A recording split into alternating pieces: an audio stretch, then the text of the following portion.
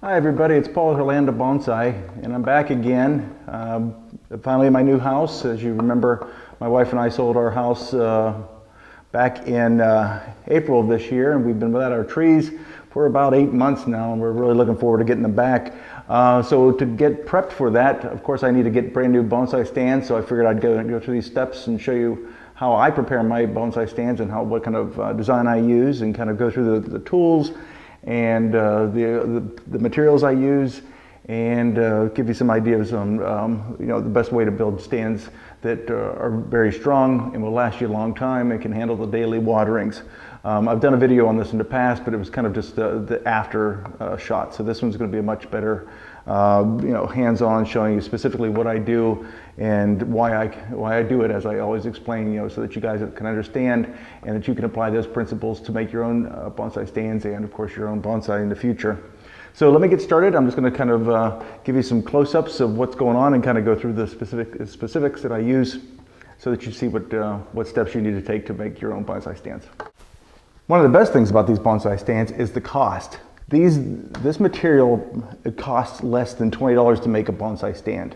And these things can handle hundreds of pounds without any problems, and they're going to last you years, because preserved wood or treated lumber is going to last a very long time. It's insect repellent, it handles the water, it does well, even when you bury it into the soil for the stability, they don't rot. They will last a very, very long time, which is really great. So I'll go through the components, and what we have right here is we have the rails, which are just 2x4 treated lumber. And what I usually do is I usually do a little transition, just kind of give it a little bit of an Asian flair on here. And all I do is take it down about 2 inches, take it out about 8 inches, and just kind of cut that angle off. I then take a router and just smooth the edges. You don't need to do that, but it does make it for a nice finished look. So there's really not a whole lot of work involved in just getting the rails. These come in 8-foot, 10-foot, and 12-foot lengths. This one I believe is a 10-foot length, which is perfect for the location I'm putting it. So the nice thing about it is, once you figure out how long of a space, you just buy that size beam, and you're good to go. The second thing I have is a 4x4.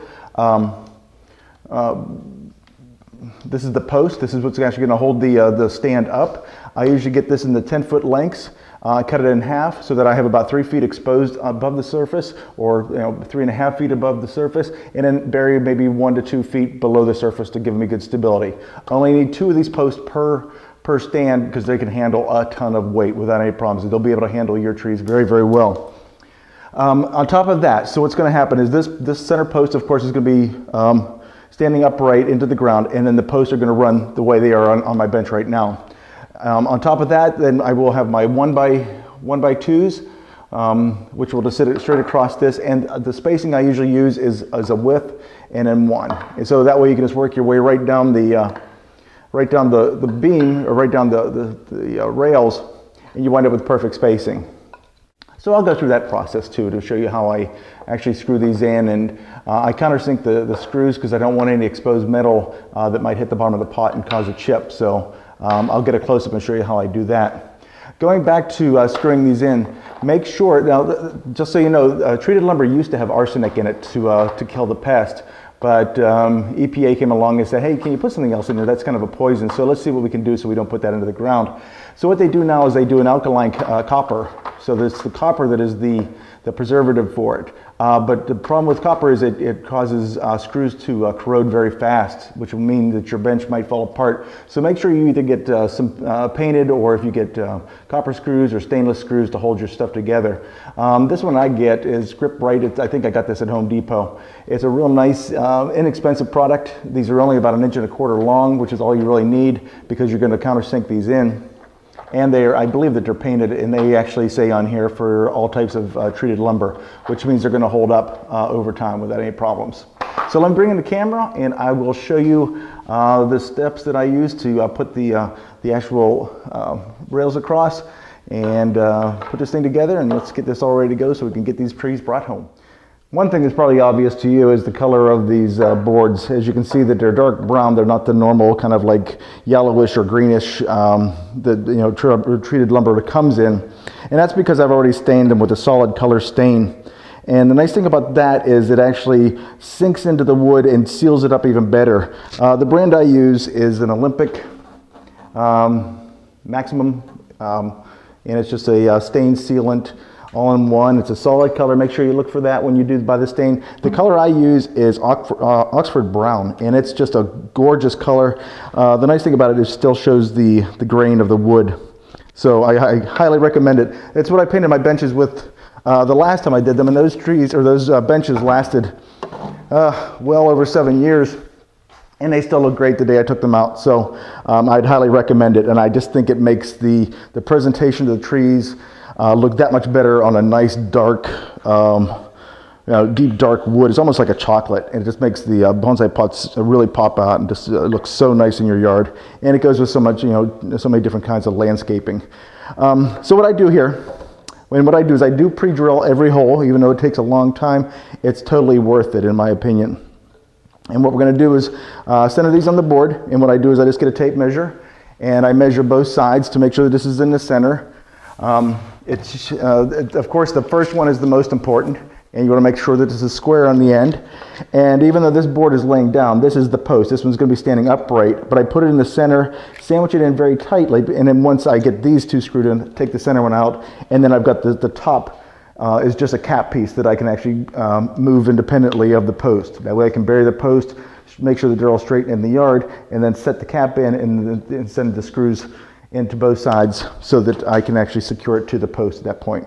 But for this purpose, it's just easier to make the top sitting here on the table compared to having it done outside on the post. So we're looking at 4 inches overhang on both sides. Oh, to let you know, when I cut these 1x4s, or I'm sorry, these 1x2s, I find it very easy to do 15-inch lengths. By doing that on a 10-foot run, or a 10-foot piece, I get 8 of these. So the most efficient use of the board. So that's why I do 15. And plus most pots, even if they're a little bit longer than that in the front, there's not much of an overhang. But most pots front to back are going to come into the size that are going to sit very nicely on this type of bench. So let me get this thing settled up, and what I'm going to do is I'll come back in a second. I'll show you how I'm going to pre-drill the holes and show you how nice this countersink works, and we'll go from there. Okay, so I've got them marked, and it's just a matter of just doing a very light note. You don't want to push this in too far because you don't need to go in that far into the wood. You're just trying to get it so that the head of the screw doesn't stand out very far.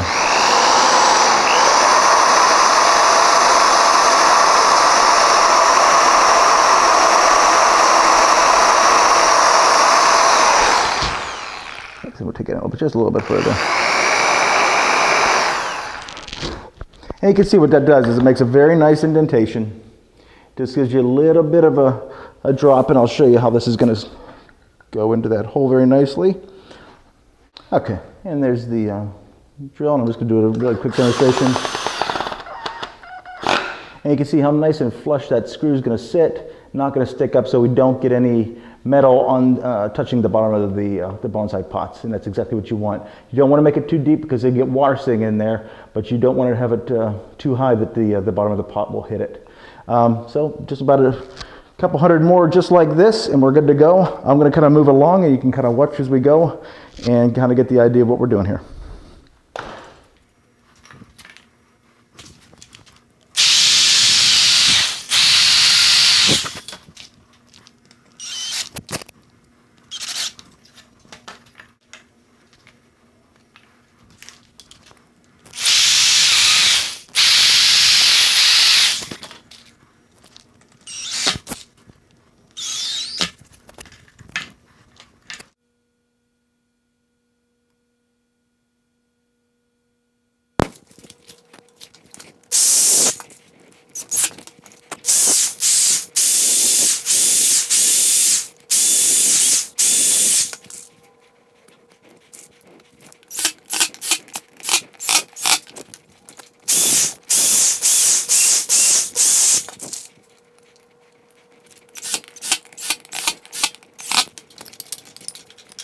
I've got the top completely done. I'll finish this thing up a little bit, do a little bit of touch-up work, pull out that center beam, and next thing we'll do is go ahead and install this in the yard. So stay tuned. Wow, from the first time I saw this house, I knew that I was going to be putting bonsai trees in this area, and I couldn't wait for this moment to arrive. And here I am finally ready to put my bonsai benches up, and my trees are coming back next week. So I'm just going to sink my post in. I'm just going to use a post hole digger, center them in the planting bed, front to back as best I can, make sure my dimensions are in, and bring them in probably about maybe 1.5 feet on each side, just to make it aesthetically pleasing, to give a good support, and get them installed. So what I'll do is I'll put the post in. Once the posts are in, set the cap in, the thing that we, the part that we made yesterday, set it in place, and then set my lag bolts into the post, and just give it a little bit of time to acclimate to that setting, and we should be all set for the trees to arrive in just about 10 days. Looking forward to it.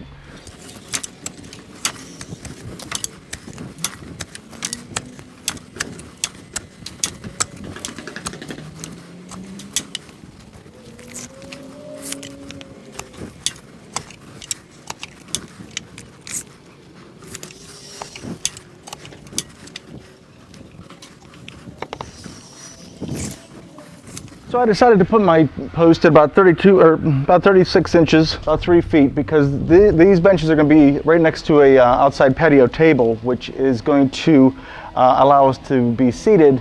So the viewing of the trees is going to be about, eye level is pretty much right about here, which is perfect viewing. So I don't want to have it too high, or sitting at the table we'll be looking up at them, or have them any lower, because that gets just too low.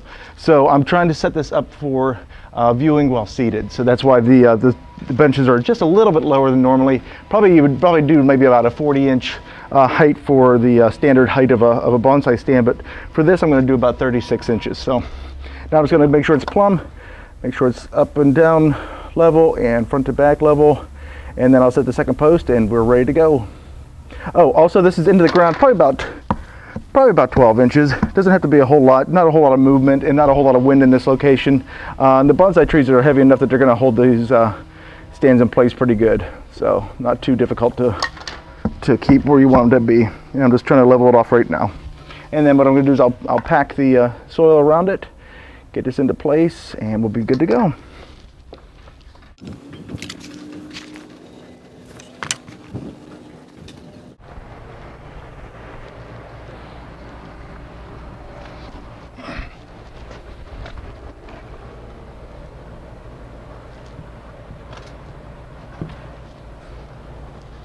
Okay, well that's pretty much it. We're going to just level it off front to back. Make sure we're off the wall the same distance all the way down, but it's looking pretty good. I think I'm about the posts were about 9 inches off the wall, so I've got about 4 inches clearance in the back. Plenty of room for the trees to grow. And then the only thing I've got left is we're just going to secure the bench rails to the posts themselves. We're just going to use a stainless steel lag bolt. Again, non-corrosive, so it'll last a very, very long time. Probably put one in the front, one in the back, and of course put a washer under to make it spin a little bit easier. And hopefully you remember this guy. This is the one that went through the apartment with me. Be the first one to hit the bench, and we'll see how he looks. Plenty of room, looking pretty good. Can't wait to get the rest of my trees back this week, and I hope this video helps you. A little bit of touch-up paint I can see on the ends I still need to do, but for the most part this bench is complete and it's going to last for many years to come and have some wonderful bonsai displayed on it. If you have any questions, please feel free to comment. We'll be talking to you soon and more videos to come. Next thing I probably will do is irrigation on this, and again you'll see trees loaded on this stand next time you see me. Take care, and I hope this helps. Bye.